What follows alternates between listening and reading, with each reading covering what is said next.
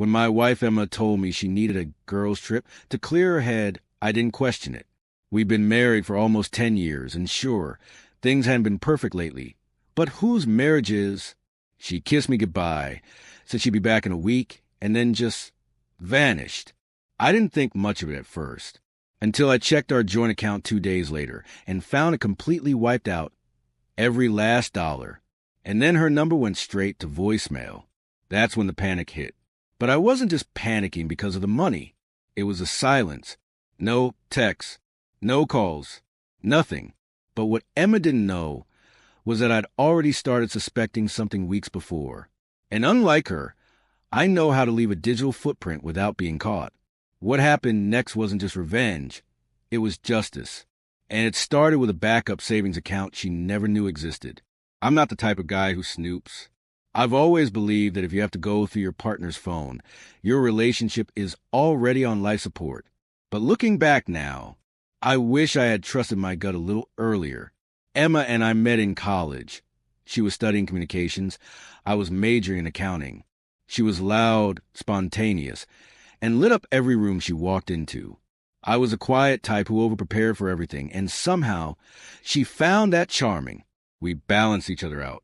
Or at least we used to. We got married 5 years after graduation and settled in Colorado Springs. I had just landed a solid job at a mid-sized accounting firm, and she had started a lifestyle blog that slowly turned into a pretty successful Instagram influencer gig. Makeup tutorials, travel photos, mom hacks. Even though we didn't have kids, she was good at curating a life people wanted to envy. But then, about 6 months ago, things started to shift. She became distant. At first, I thought it was just stress, brand deals falling through, or maybe just burnout from being online 24/7. But it wasn't that. She started going out more, staying out late, and when I'd ask who she was with, she'd brush me off with just the girls, or you don't know them, babe. She never used to talk like that. Then there were the phone calls. She started taking them outside or in the bathroom with the water running. One time I walked in on her mid-call, and she jumped like I caught her stealing. "It's just Nicole," she claimed. But Nicole was right downstairs, eating leftover sushi. I didn't want to be paranoid. I didn't want to be that guy. But when she started guarding her phone like it was classified government material, I knew something was off. So I did the thing I swore I'd never do. I started paying attention. Not spying, just observing. I watched when she left the house. Noted how often she said she was meeting clients, even though her content hadn't changed in weeks. One time I saw her leave in yoga pants and come back 6 hours later in a cocktail dress, smelling like men's cologne. She claimed she stopped at a friend's birthday dinner at 3 p.m. on a Wednesday. Sure. Still, I didn't confront her. Not yet. Instead, I quietly made a copy of our joint financial records and opened a second checking account in my name only. I had a feeling I might need a safety net. 2 weeks later, she came into the kitchen with her "I've made a decision" face. "I'm going on a girls' trip," she said casually, pouring herself a green smoothie. "Just me, Nicole, and some of her friends. We're going to Miami for a week. I already booked the Airbnb." No mention of asking me. No talk about the budget. Just decided. "Sounds fun," I said, forcing a smile. "When do you leave?" "Tomorrow morning." And just like that, she was gone. She posted a few typical vacation stories. Beach shots, poolside drinks, a boomerang of her laughing at some rooftop bar. But something felt fake about them. The lighting looked off. The angles were all the same, and Nicole, who never posed subtly, was completely silent. On day 3, I tried to sell my brother some money and got an error, insufficient funds. I checked our joint account and froze. $0. Every single cent was gone. My heart was pounding. I stared at the screen, refreshing our joint account over and over again like it was going to suddenly show me a different number. But it didn't. It just kept saying the same cold, heart-dropping truth. 0. At first, I thought maybe it was fraud. Maybe someone hacked us. Maybe it was a glitch. But when I opened the transaction history, my blood went ice cold. Every withdrawal, every transfer, every cent had gone to an account under her name. Emma had cleaned us out. No warning. No discussion. No text. I tried calling her. Straight to voicemail. I texted. Nothing. I called Nicole.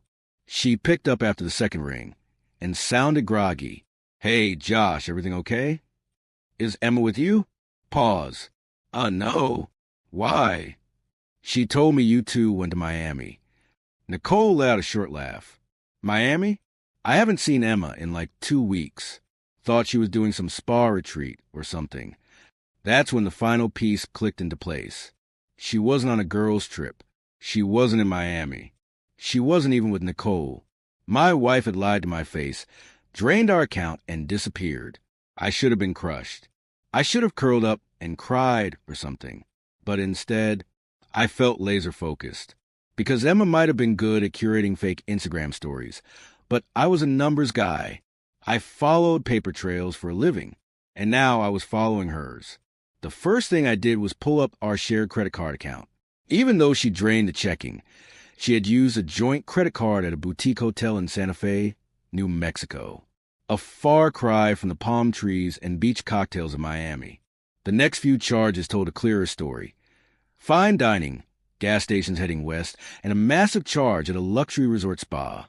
She wasn't just hiding, she was living.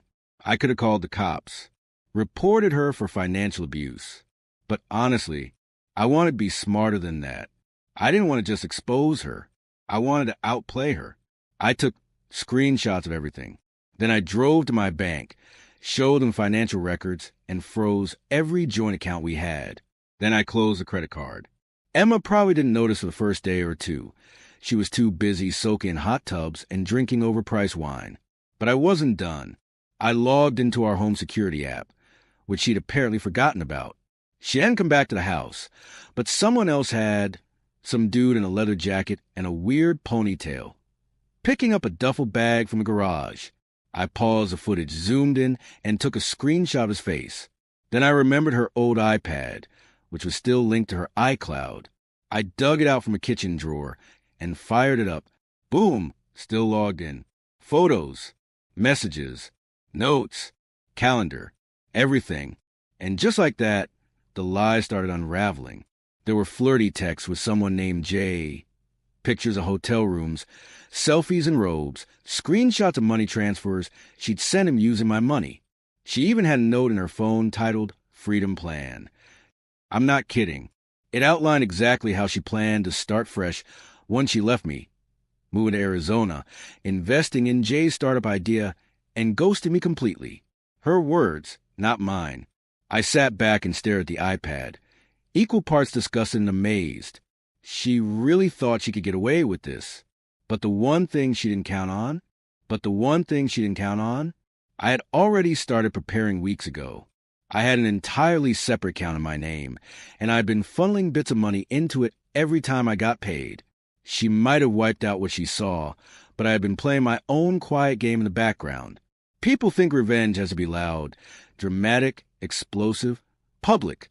But real revenge, the kind that leaves a mark, that's quiet, strategic, surgical. And that's exactly what I set out to do. Emma had spent months planning her little escape, and I'll admit, it stung to realize how easily she'd lied, how long she'd been pretending. But now she was about to learn something she never expected. I don't fall apart, I rebuild, and I come back smarter. First, I contacted a friend of mine, Rachel, who works in real estate. We'd gone to high school together and kept in touch on and off. I told her I was looking to sell our house. Fast. The house was technically in both our names. But guess who handled all the mortgage payments? Me. Guess who had all the documents? Me. Guess who legally could move forward if she didn't contest within a set time? Also me. Rachel connected me with a buyer by the end of the week. Emma still hadn't come back. She probably thought she had all the time in the world to figure out her next move. So I made it for her. While I waited on the sale, I gathered every piece of evidence I had, texts, photos, videos, bank statements, and compiled them neatly into a digital folder. Then I emailed them to a lawyer. Not just any lawyer, a divorce lawyer with a reputation for turning cheaters into cautionary tales. The next part? That was the most fun. Emma had been planning to use my money to help her new boyfriend Jay launch some online consulting agency, except Jay at Pryor's. Yep, a little digging into his background. Thank you, public records, and I found a suspended LLC and a fraud charge that somehow never made it to court. So I made an anonymous tip to the Better Business Bureau, and then another to the state attorney's office. And just to really twist a knife, I made a burner Instagram account. I used one of the selfies she had taken in that luxury resort spa and reverse image searched the background. Turned out she wasn't even in Santa Fe. She was in Sedona, Arizona. I followed Jay's account. I liked one of his posts. And then I messaged him. She did the same thing to her last boyfriend. Hope you kept the receipts. Winky face. No name. No context. Just a little paranoia to plant the seed. 2 days later, Emma finally called me. Emma, Josh? What the hell is going on? My credit card stopped working. Our house has a for sale sign, and Jay just got a visit from some regulatory guy asking about his business. I waited a beat. Me? Oh, hey stranger. Back from your girls' trip. Emma, don't play stupid with me. You had no right. Me? Actually, I had every right. But don't worry. You'll be hearing from my lawyer soon. You might want to start packing. Click. I didn't hear from her again for 3 days. When I did, it was a barrage of texts, some begging, some threatening. She tried calling my parents. She even showed up at my brother Danny's place, demanding he talk some sense into me. Danny just laughed in her face and shut the door. In the meantime, I moved into a temporary apartment downtown and got promoted at work. Funny how a little stress can push you into overdrive. My bosses noticed. So did Rachel. She actually asked me out for a drink. Strictly to celebrate the sale, she said. But who knows? Emma finally came back to town the day before the divorce papers were officially served. She showed up at our house, which wasn't hers anymore, and stood in the driveway looking like she'd just walked through a hurricane. Her hair was a mess, makeup smudged, her precious Jay nowhere to be seen. She must have found out I had frozen everything she thought she owned. That day, I didn't open the door. She sat on the porch for over an hour. Then she left. That was the last time I saw her. There's something deeply satisfying about watching karma do its job. But when you help it along, that's next level peace. Emma thought she could manipulate me, take my money, run away with some loser she barely knew, and start over like none of it mattered. She underestimated 2 very important things. I know how to track every dollar to its last cent. I don't fight loud, I fight smart. The divorce was finalized in under 6 weeks. Thanks to the evidence I provided, my lawyer shredded any argument she tried to make. The judge awarded me the majority of the assets, granted me full ownership of the house, which I'd already sold, and even denied her request for spousal support. She walked away with nothing but her designer luggage and a damaged reputation. As for Jay, turns out he bailed the second the heat came down. He ghosted her completely, shut down his social accounts, skipped out on their little business dream, and from what I later heard through mutual contacts, he left her with a mountain of debt. Apparently, Emma had used some high-limit personal credit cards to bankroll his ideas. She was on the hook for every penny. What she didn't know, what she never considered, is that I had made her predictable. You see, when people lie long enough, they start following patterns. They get sloppy. Emma had told so many lies that she stopped checking which ones could come back to bite her. She left fingerprints on everything. She thought she was untouchable because she planned everything. But her entire life was built on a fantasy, and I had receipts for all of it. Months later, she messaged me. Just one word. Why? I didn't respond. There was nothing left to say. But I did hear things. She moved back in with her mom in Tucson. Her Instagram account got hacked or shut down. No one's really sure. The brand she used to work would drop her one by one. Apparently, screenshots of her freedom plan, somehow got leaked to a few of them. Oops. Meanwhile, I started over. The house sale gave me a financial cushion. I moved into a sleek new apartment with a view of the mountains, paid off every dime of debt she left behind, and started freelancing on the side. My side hustle turned into a consulting gig that actually brought in more than my day job. Funny how things work out when you're not carrying dead weight. I also started seeing Rachel. It started casual, but something about her energy, the fact that she showed up, that she listened, that she actually liked who I was instead of who she could turn me into, yeah, it felt real. Sometimes she'd ask about Emma. I'd just shrug. She made her choice, I'd say, and I made mine. And that's the truth. Emma thought she was leaving behind a boring, predictable guy she could walk over. But what she actually left behind was the one person who would have stood by her through anything, if she'd just been honest. Instead, she tried to play a game. She lost.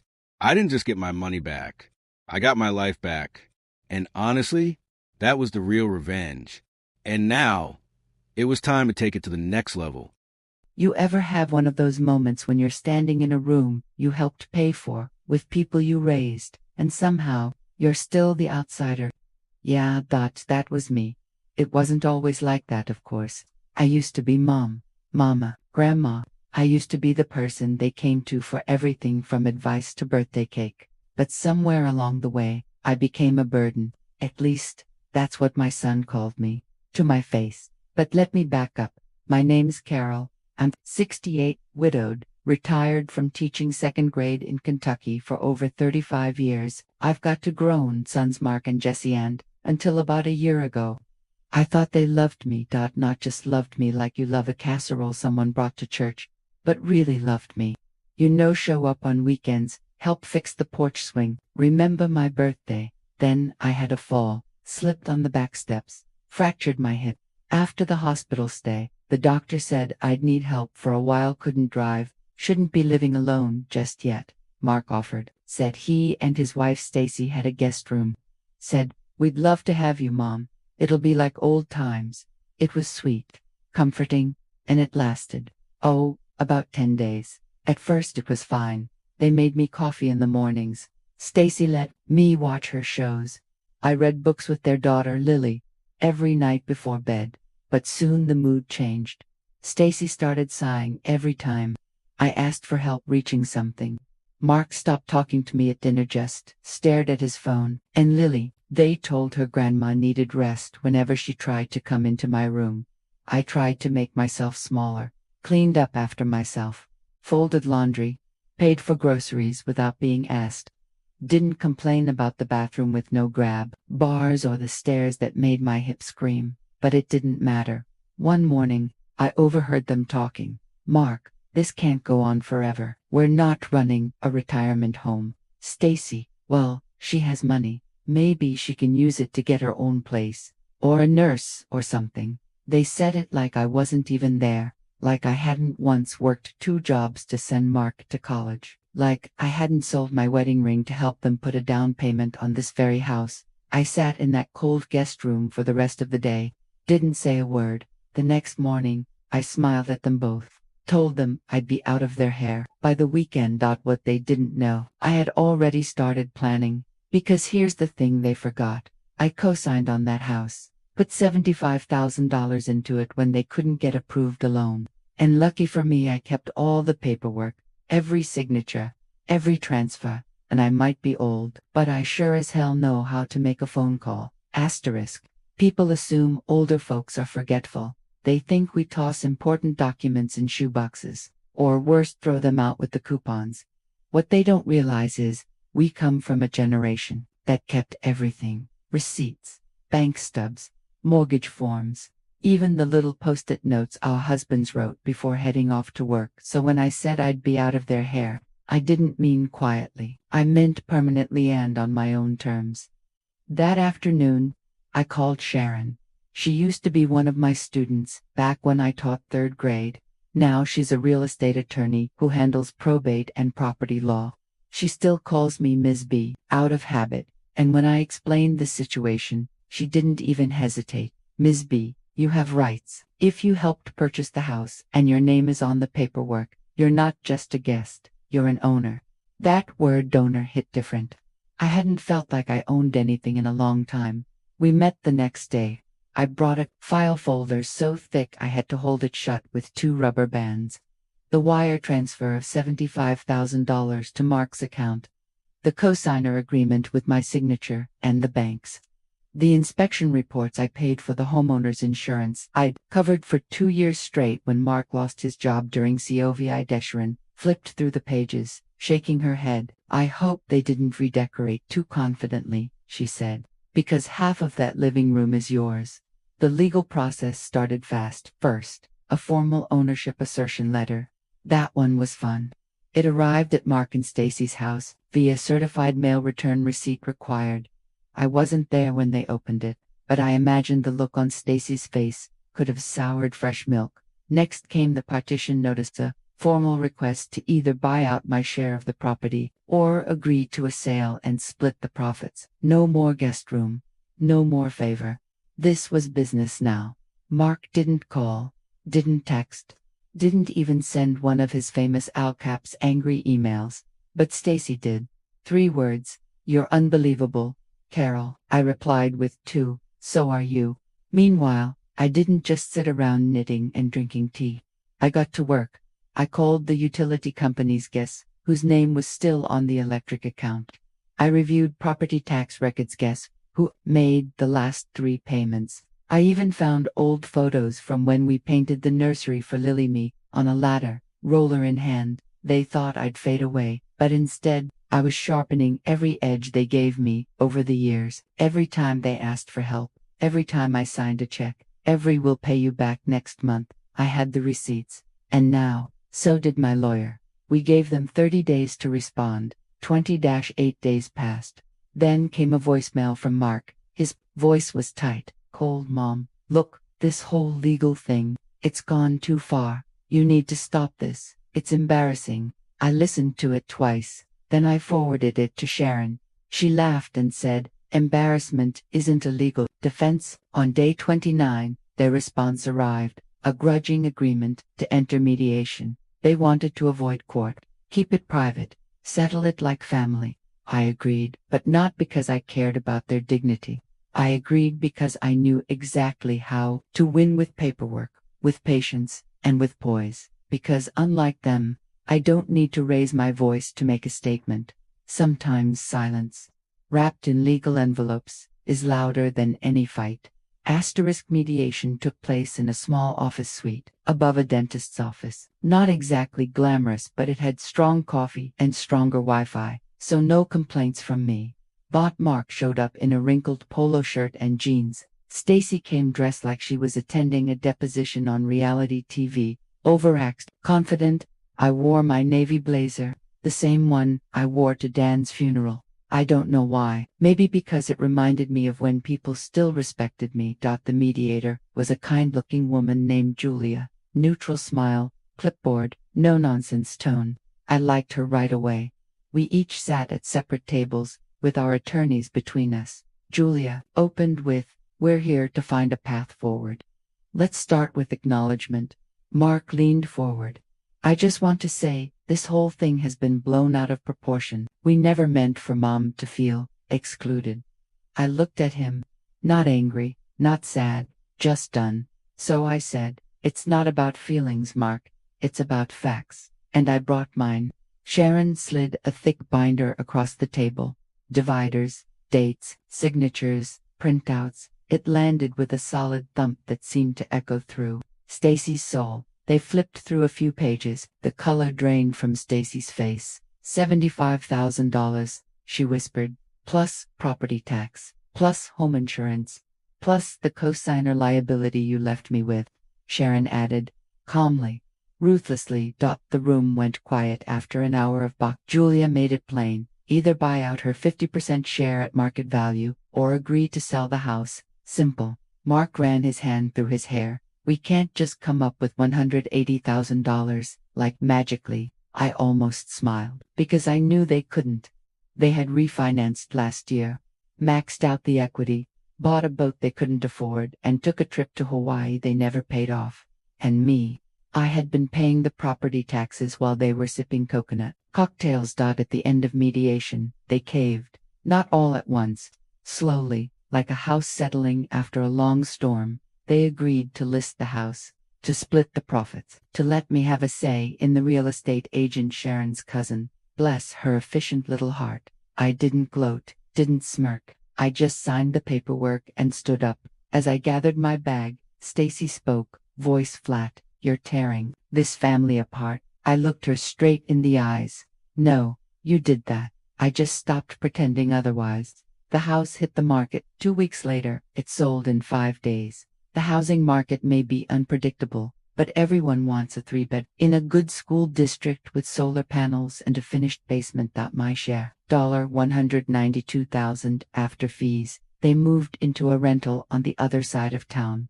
I heard through the grapevine that Lily started asking questions. Why did Grandma move out? Why did the neighbors stop waving? Kids know. Even when adults lie, kids always know. I sent Lily a birthday card with a bookstore gift card and a note that said, "There's always room for you at my table." I used part of my settlement to buy a small cottage in a 55-plus community just outside of Louisville. 2 bedrooms, big windows, a porch swing piece. I filled it with things I chose, not hand-me-downs, not leftovers, not whatever fits. My name was the only one on the deed, and it felt good. Not because I won, but because I remembered who I was before I started asking permission to exist in a house I helped build.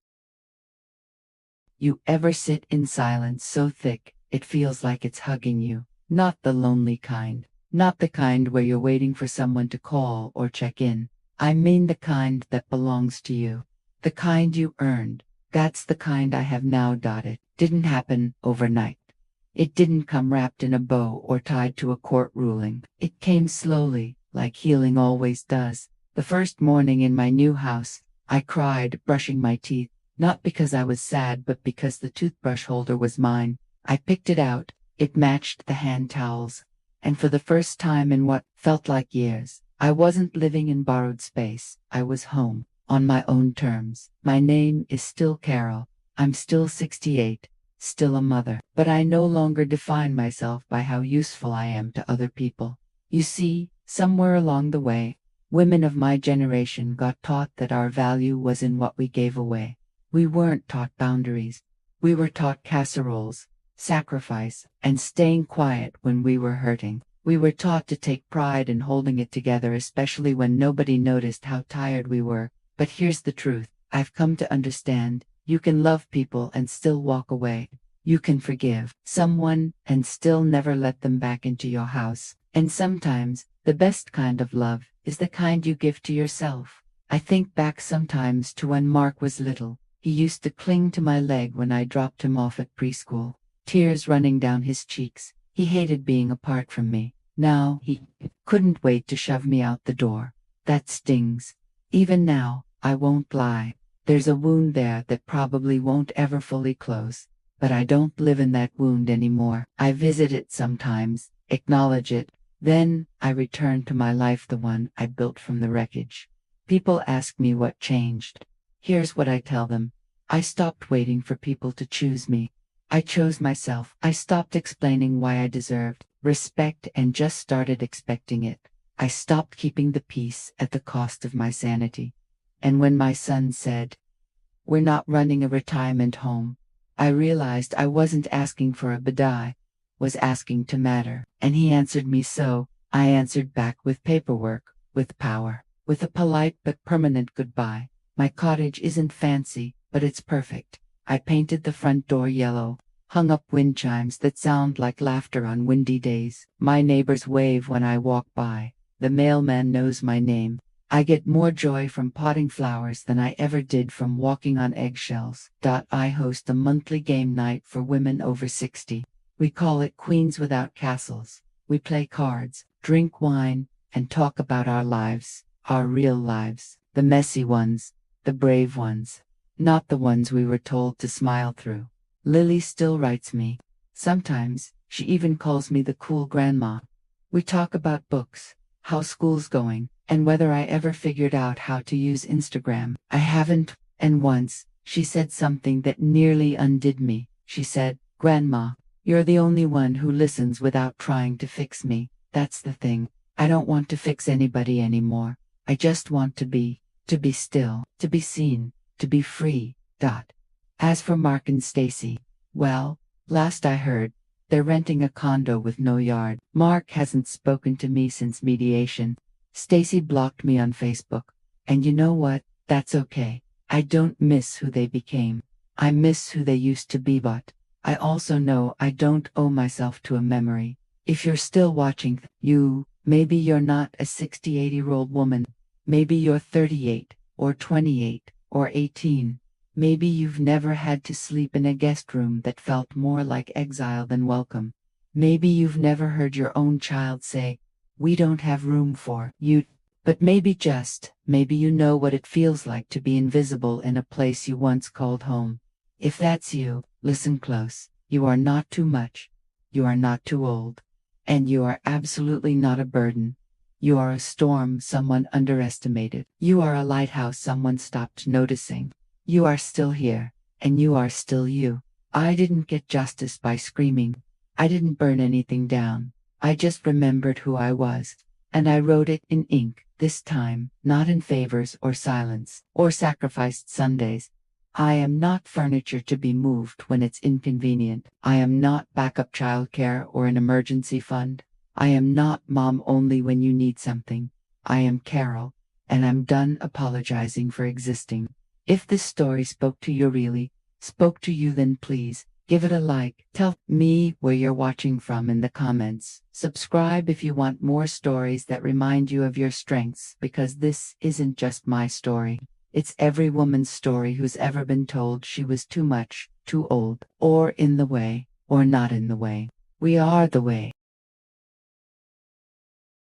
"I'm sorry, but we just don't see you as part of the company's future," she said, barely glancing up from her designer tablet. Her name was Tiffany Green, 27, freshly graduated from some overpriced business school, and now acting CEO of Green Tech Manufacturing in Cleveland, Ohio, thanks to Daddy's early retirement. "I'm Raymond Cole, 58 years old, and I've been with Green Tech longer than she's been alive. I wasn't flashy. I wasn't loud. I just ran the floor, kept things moving, trained every kid who ever stepped into the plant, and made sure deliveries never missed a date. But Tiffany had a plan. Out with the old, in with the trendy. She fired me with a smile, like she was tossing yesterday's coffee. What she didn't know, what none of them knew, was that I held the keys to every machine, every deal, every quiet favor that kept this company alive, and I wasn't about to go quietly. After nearly 3 decades in the business, you'd think getting fired wouldn't sting so much. But when it's done with a condescending smile by someone whose diapers you could have changed, it cuts a little deeper. Tiffany Green sat behind the mahogany desk her father used to occupy, oversized, impersonal, probably picked by some interior decorator who thought modern meant cold. Her freshly manicured fingers tapped impatiently on a glass tablet as she finally looked up at me. "Raymond, you've been with us for a long time, but we're restructuring. We need a more dynamic, youthful team to keep up with market trends. We're moving in a bold new direction." She spoke like she was reading from a PowerPoint slide. It was rehearsed. Hello. She didn't care about my years of service, my loyalty, or the late nights I spent making sure this place didn't fall apart when others dropped the ball. I nodded once, slowly. "Got it." That's all I said. I didn't beg, didn't argue, didn't remind her that I trained the floor supervisors, negotiated half the supplier contracts myself, or that I was the only one who could get the vintage punch press online for it to actually work. No one else even understood the wiring. She smirked, probably thinking I'd go home and sulk, maybe play golf, maybe cry over old company T-shirts. Instead, I walked to my office, packed up my few things, and left quietly. But inside, a plan was already forming. I'd seen this kind of thing before. Young bloodstorms, in thinking they're reinventing the wheel. What they don't realize is, they're still driving on the roads we paved. Tiffany didn't just fire me, she triggered something I'd buried for years. A quiet understanding that loyalty meant nothing to people like her. That evening, I sat in my garage, flipping through a dusty old file cabinet. I pulled out a folder labeled Legacy Systems Green Tech. It was my personal copy of everything The company had forgotten they still needed blueprints, passwords, vendor backdoors, and yes, some favor files. Let me be clear, I wasn't planning sabotage. I wasn't a criminal. But I knew where every skeleton was buried in that factory, and I had nothing left to lose. Asterisk. They say, when one door closes, another opens. But sometimes, you've got to kick the damn thing open yourself. After leaving Green Tech, I didn't go home to mope. I went to see an old friend, Luis Mendez, a former systems engineer, who left the company 5 years ago after Tiffany's father refused to update our software. He now ran his own small automation consulting firm downtown. He greeted me with a bear hug and a look of confusion. "Raymond, you get lost or something." "I just got fired," I said, forcing a smile. "Thought you'd want to know." Luce's eyebrows shot up. "What, you were the one thing keeping that place from burning down?" "That's what I thought too." We sat and talked for hours. I told him everything about the restructure, Tiffany's arrogance, and how she had no clue how Green Tech actually worked. He leaned back in his chair, thoughtful. "You still have your access credentials." "I have more than that," I said, pulling out the flash drive I'd kept for emergencies. Over the next few weeks, I kept quiet. Legally, I did nothing wrong. I hadn't signed a non-compete, and I didn't steal anything. Everything I had was from my own records, built up over nearly 30 years of service. I knew every flaw in the production line, every vendor delay, every glitch in the outdated logistics system. And so, Luis and I got to work. We started consulting for Green Tech's competitors. Competitors quietly, of course. The smaller firms at Tiffany had laughed off in meetings, were hungry, nimble, and willing to listen to advice from an old-timer like me. Using my knowledge, these companies started picking off Green Tech's clients, one by one. I didn't advertise what I was doing, but it didn't take long for Tiffany to notice. One morning, my phone rang. Unknown number. "Hello." There was a pause. Then, that familiar clipped tone. "Mr. Cole, this is Tiffany Green. I was hoping you might consider coming in for a conversation." I chuckled. "About what?" "We've been having operational challenges. Transitions can be bumpy. I was wondering if you'd be willing to consult, temporarily." I let the silence hang. "Temporarily, yes, to assist the current team. We'd compensate you fairly." That was rich. "I'm not looking for temporary, Tiffany," I said, letting her name drag just a little.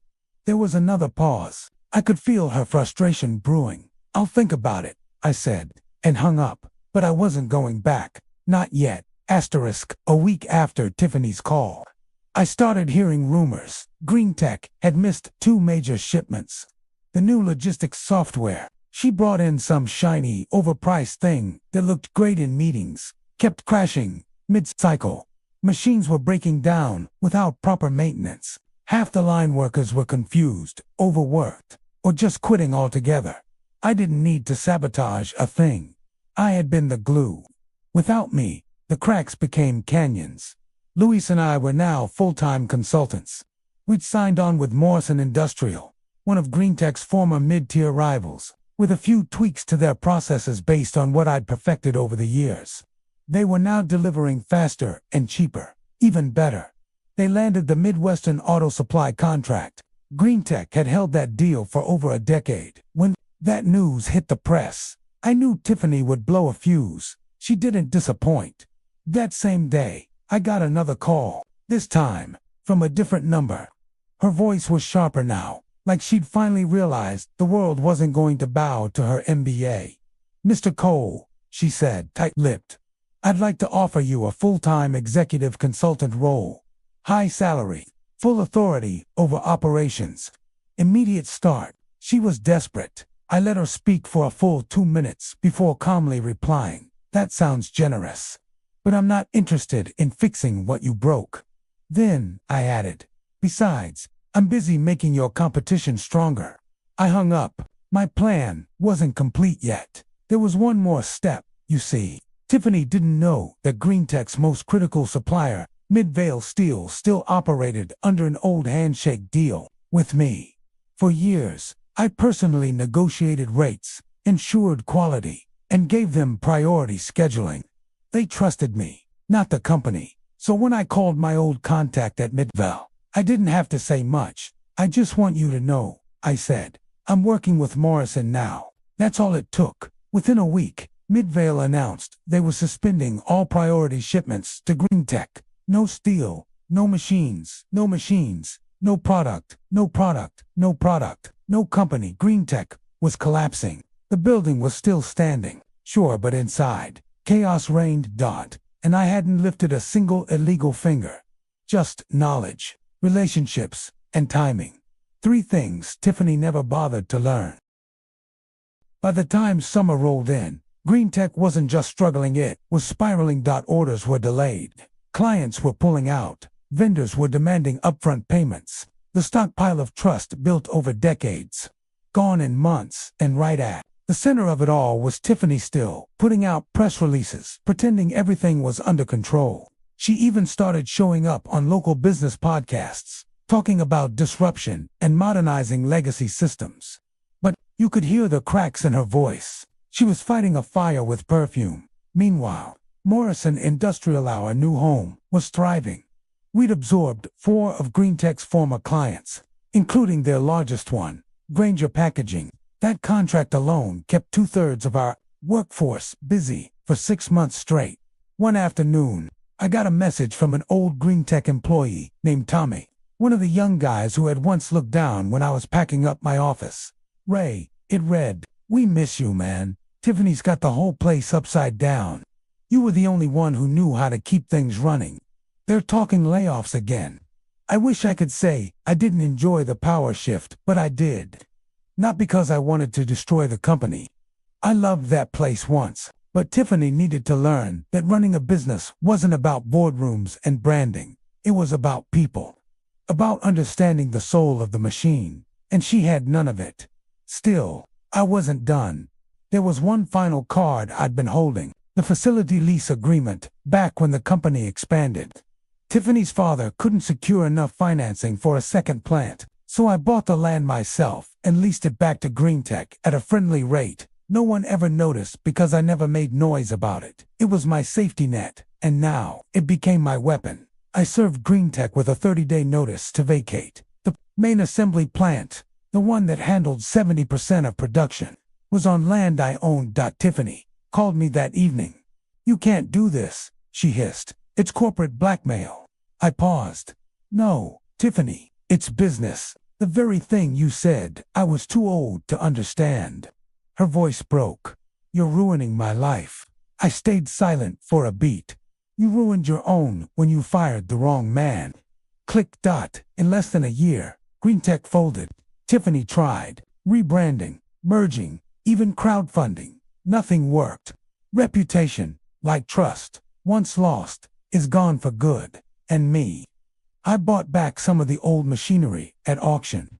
Built a small workshop out in Akron with Luis and a few loyal former employees. We didn't chase growth, we built quality. Word spread. Clients returned. And the legacy continued, not under Green Tech's name, but under something better, something earned. People think revenge is loud. They imagine yelling, slamming doors, maybe courtroom scenes and dramatic speeches. But the real kind, the kind that actually matters, is quiet, methodical, unapologetically patient. Mine took less than a year, and it didn't require me to yell, threaten, or even raise my voice. I just let experience do the talking and incompetence do the rest. A few months after Green Tech officially shut its doors, I drove by the old factory. The parking lot was empty. A for-lease sign hung crooked on the main gate. Weeds had started pushing through the asphalt like nature, reclaiming what arrogance had abandoned. I got out of the truck and walked to the chain-link fence. For a moment, I just stood there, hands in my pockets, remembering the noise, the sweat, the laughter of lunch breaks, the hum of machines that never stopped. I didn't smile. It wasn't a happy ending. Just as back in Akron, we called our new company Foundry One. Small, independent, humble. We didn't have venture capital or a marketing department, but we had something better.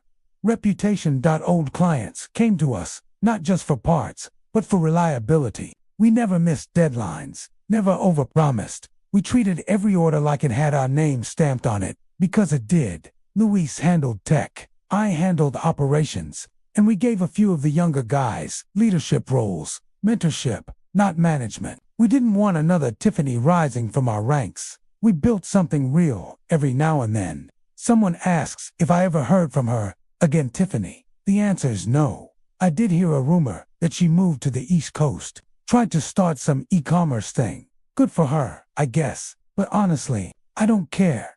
This story wasn't about her. It was about what happens when you mistake wisdom for weakness. About what's lost when you treat loyalty like a liability. And what one old man can do when he's underestimated just one time. Too many. Asterisk sometimes. The greatest revenge doesn't come from shouting, lawsuits, or dramatic take. It comes from knowing your worth. Walking away with your head held high. Then quietly watching the ones who dismissed you crumble under their own arrogance. Raymond didn't need to scream or fight dirty. He just waited, observed, and acted with precision. Because when experience meets patience, it becomes power. And when power is underestimated, it becomes unstoppable. If you felt this story deep down, if it reminded you of a time you were overlooked, replaced, or told you were too old or not good enough, then don't let your voice stay silent. Drop a comment below and tell us, have you ever been underestimated and turned the tables? We'd love to hear your story. And if you enjoy real stories of quiet revenge, justice served cold, and life teaching the hard lessons, then hit that like button, subscribe, and turn on notifications. We've got more powerful stories coming your way every week, because some victories aren't loud, they're just final. I used to believe my wife and I were unstoppable. She had the business brain, I had the creative spark. Together, we built the Cole Agency from nothing, a boutique PR firm in LA that punched way above its weight. Celebrities, tech CEOs, INFLUENCERS... They all came to us. Then she screwed me over, not with another man. I could have handled that. She screwed me over with a termination. Letter dot. Yeah. My own wife fired me from the company I helped build. Told HR I was emotionally erratic and creatively spent. I found out when my company email logged me out mid-meeting. She didn't even tell me to my face. A week later, she served me divorce papers. 2 weeks after that, she was in Paris with one of our biggest clients. So yeah, ... I snapped. Not loud, not messy, just quietly, permanently. I didn't want to hurt her. I wanted to erase her. So I made a plan and started picking off her clients, one by one. I didn't see it coming. Not when she started working late. Not when she stopped answering texts during the day. Not even when she moved her things out of our shared office under the excuse of needing her own space to think. I just thought we were busy. That's the thing about being blindsided. It always feels obvious after. My name's Ethan Cole. I'm 40 years old, and I got fired by my wife. Yeah, you heard that right. My wife fired me. Let me back up a bit. 10 years ago, Madison and I started a boutique PR firm in a one-bedroom apartment in Santa Monica. I was a creative director for ad agencies back then, hopping from pitch to pitch. She had been working corporate PR for a big tech firm, but hated the bureaucracy. We both wanted something of our own, so we built it. The Cole Agency, she brought. The structure, contracts, legal, strategy. I brought the spark, slogans, visuals, campaign narratives, and it worked. Hell, it thrived. Within 5 years, we had our own office, a team of 15, and clients who made headlines on a weekly basis. People in LA knew our name.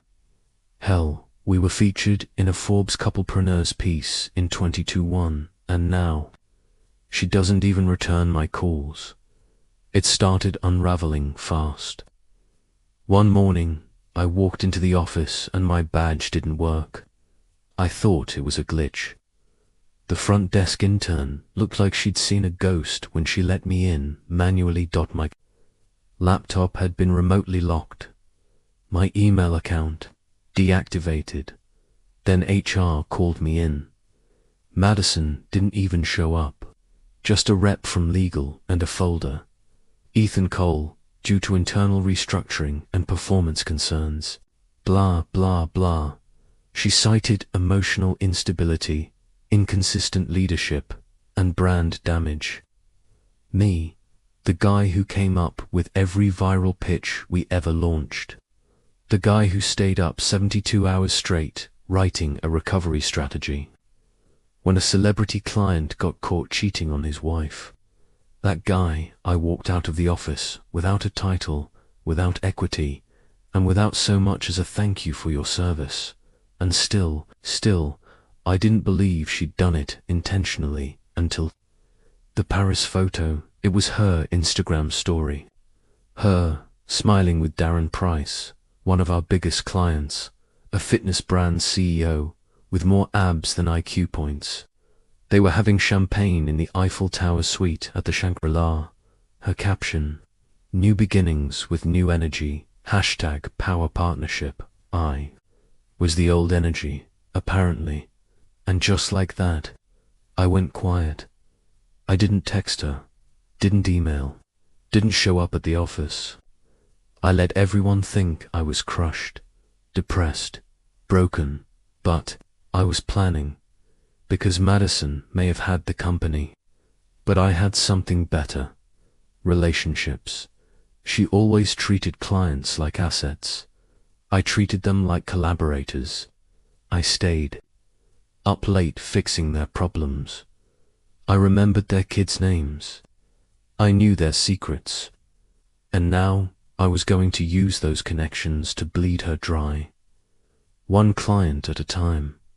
I started with the easiest target, Hollis Blake, CEO of a rising female-led startup that Madison never took seriously.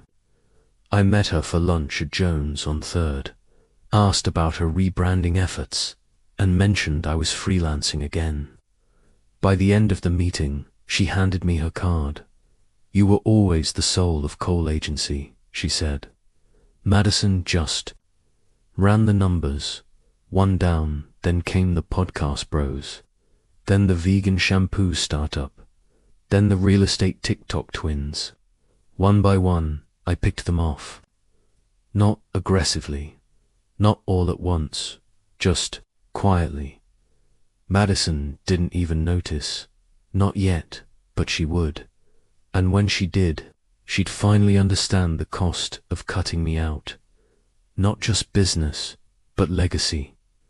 Cliffhanger, that night, Ethan checks Madison's company site. 3 of the most high-profile clients are no longer listed. Then he smiles and says, "Let's see how well she plays the game." Without the board, I didn't launch a flashy rival agency. I didn't put out press releases or beg clients to leave her. I just answered the phone when they called. Madison was too busy basking in her solo spotlight to notice that her empire was leaking. Quietly, bleeding from the seams. Not with noise, but with silence. That's how real things fall apart. The second client I stole wasn't even intentional. It was Jake Rains, the founder of a mental health app we'd helped blow up on TikTok. He texted me after a disastrous campaign rollout Madison's team ran without my input. "Bro, I don't know what's happening over there, but I need your brain on this." 2 meetings later, I was consulting under the table. 1 month later, I rewrote his entire brand voice and got him a new investor. He paid me triple. Then it clicked. I didn't have to fight Madison. I could just make myself necessary to the very people she took for granted. I branded myself as the fixer, The guy who wasn't stuck in boardrooms or corporate BS. The guy who got things done fast, quietly, under the radar, and it spread. Madison started feeling it in waves, sudden drops in revenue, clients pausing contracts, projects being reevaluated. She probably blamed the economy, or her team, or Mercury in retrograde. But deep down, I knew she was starting to suspect. Then she called me.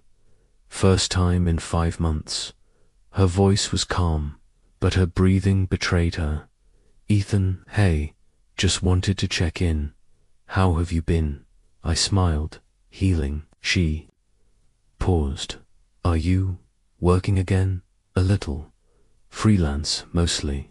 "Why?" "No reason. Just heard you had lunch with Hollis." Ah, there it was. I let the silence hang. "You okay, Madison?" "I'm fine," she said. "Too fast." Asterisk, good. I said, "Because you sound cornered." Click. She hung up that week. I got 4 new referrals, all from people still listed as active clients on her website. It was like taking candy from someone who never said thank you. Then came Theo Brandt. He was our white whale, tech billionaire, notoriously hard to impress, and Madison's crown jewel. He only ever worked with her because of me. I had cracked his brand strategy. I'd ghostwritten half his keynote speeches, and now his assistant was DMing me on LinkedIn. "Theo says he wants you. He's tired of the fluff." I met Theo in a hotel lounge in Santa Monica. "She's too loud," he said, sipping scotch. "You were always the one who understood brand energy." 2 hours later, he sent over an NDA and contract. That one broke her. I didn't see it, but I felt it. The moment she realized I was no longer her ex, I was now her competition. And, worse, I was winning. Cliffhanger. Madison posts a vague tweet. "You think you're destroying me, but you're just freeing me." Ethan sees it, chuckles, and texts Theo. "She's rattled. Let's go bigger." Madison never liked losing control. She was the queen of image. The one who curated every detail from the perfect Instagram shot to the exact wording of a press release. But for the first time, she was scrambling.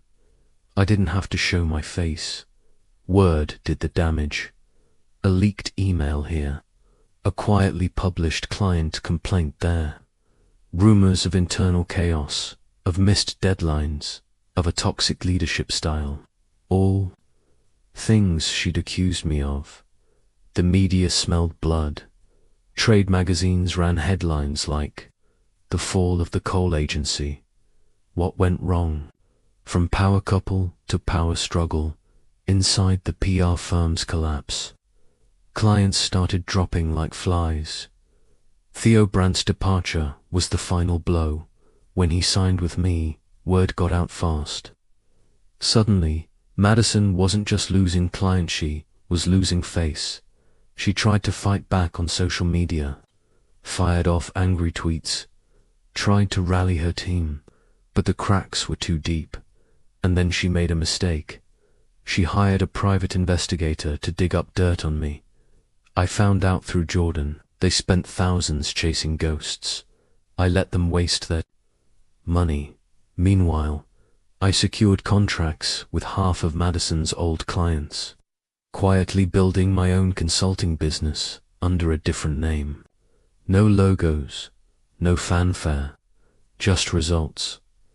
One night, I walked past the old office building. The sign was already half taken down. I paused. The place where we built our dreams was dying, but me. I was just getting started. Cliffhanger. A text from Madison lands in my inbox. "You think you've won, but this isn't over." I smiled. It is for me. It all came down to one quiet moment. No dramatic boardroom showdown, no explosive confrontation, just a phone call. Madison was calling me, her voice cracked, a mixture of anger, regret, and something I couldn't quite place. Vulnerability, maybe, or defeat. "Ethan, can we talk, please?" I hesitated. For a second, I almost said no, but I didn't.